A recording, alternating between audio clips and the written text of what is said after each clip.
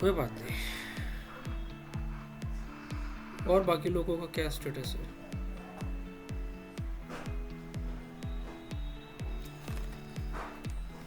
सभी लोग वर्किंग कर रहे होंगे।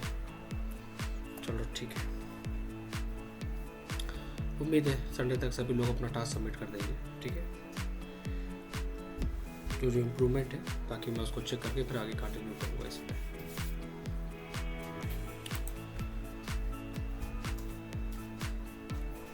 मैंने कुछ नोट्स शेयर करे थे सभी लोगों को, बहुत सारी पीडीएफ थी, कैटलॉग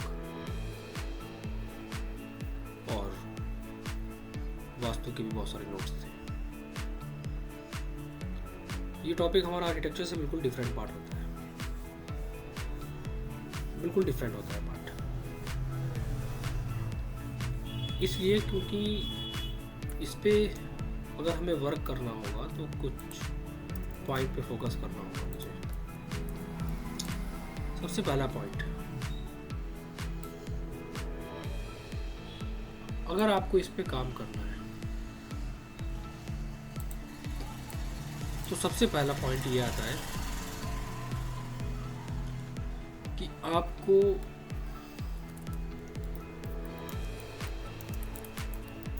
टाइप्स ऑफ मटेरियल्स के बारे में पता होना चाहिए। इसके बिना इंटीरियर बेकार है, कोई भी यूज नहीं है इसका। कौन कौन सी वो मटेरियल है जिनको हम यूज कर सकते हैं ड्राइंग्स में, और सारे मटेरियल्स हमारे किसके बेसिस पे होते हैं? कैटलॉग के बेसिस पे। टाइप्स ऑफ मटेरियल के बाद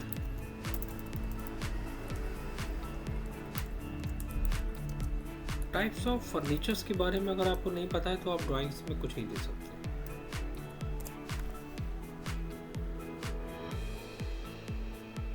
टाइप्स ऑफ फर्नीचर्स का मतलब होता है कि सिर्फ फर्नीचर के एक टाइप नहीं होते,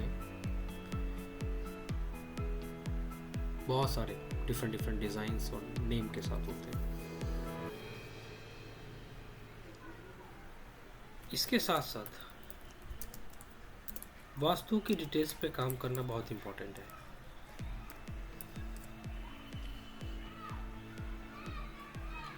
जब तक हमें इसके बारे में नहीं पता होगा हम तब भी डिटेल्स को मेंशन नहीं कर सकते। वास्तु भी हमें आना चाहिए।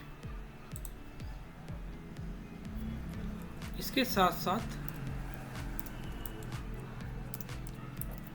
स्टैंडर्ड्स की भी नॉलेज होनी चाहिए आपको।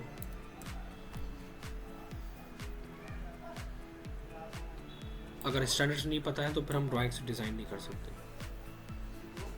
किसी भी प्रोजेक्ट पे हम काम नहीं कर सकते।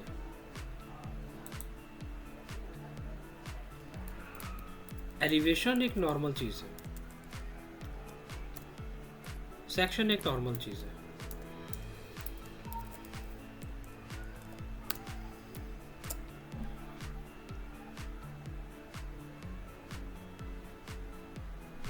टैगिंग करना जिसे कहते हैं लेजेंड्स ऑफ मटेरियल्स, कैसे मेंशन करना चाहिए। आपको पता होना चाहिए टाइप्स ऑफ इंटीरियर के बारे में।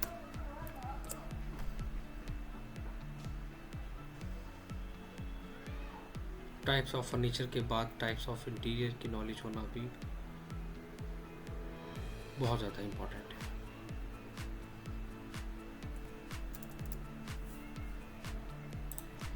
ये एक ऐसा पार्ट है जो आर्किटेक्चर से बिल्कुल डिफरेंट है।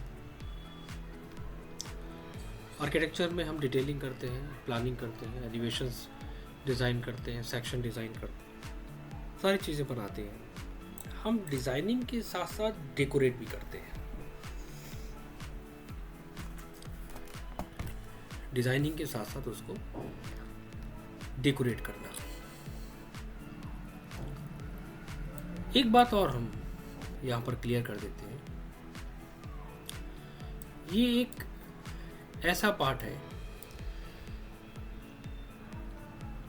कि हम इसको अपनी वर्किंग के बेसिस पे जैसे चाहे वैसे डिज़ाइन कर सकते हैं।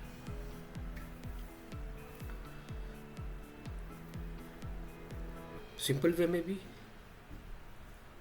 और डिटेल के साथ भी। इसके काम करने के तरीके बिल्कुल डिफरेंट होते हैं। इसमें भी बहुत सारे पॉइंट हैं जो अगर हमने नहीं फॉलो करे तो बहुत टाइम टेकिंग पार्ट है डिज़ाइनिंग का। डिज़ाइनिंग इसकी अलग अलग तरीकों से अलग अलग वे में है। किसी का कॉन्सेप्ट होता है कि एक डेकोरेट करना, फुल कोई भी वॉल डेकोरेट करना मटेरियल डिटेल्स के साथ में, कि मेन मोटो हमारा क्या होता है वहाँ पर कुछ लोगों का कि हम किसी भी रूम को डिज़ाइन कर रहे हैं, उसको डेकोरेट कर रहे हैं कि उसका एक ओवरऑल व्यू कैसा आएगा, क्या मटेरियल यूज़ करा है मैंने उसमें, उन मटेरियल्स की इंफॉर्मेशन देना।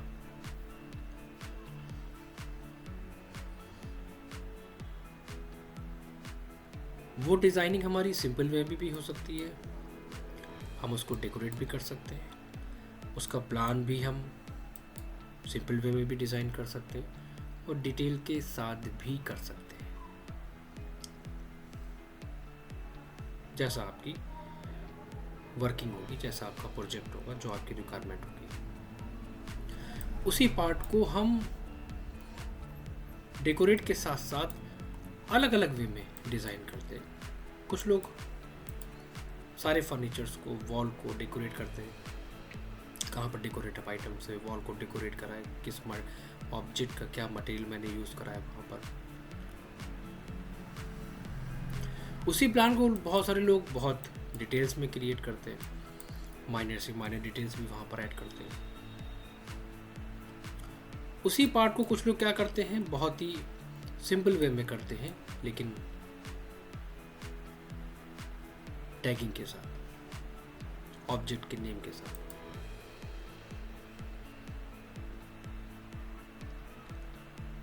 वही एलिवेशंस हम डिज़ाइन करना चाहें तो कुछ इस तरह भी, डिफरेंट टाइप्स ऑफ कलर के साथ, उनके नेम, मटेरियल की डिटेल्स, जो हमने डेकोरेट करा है उसके बारे में।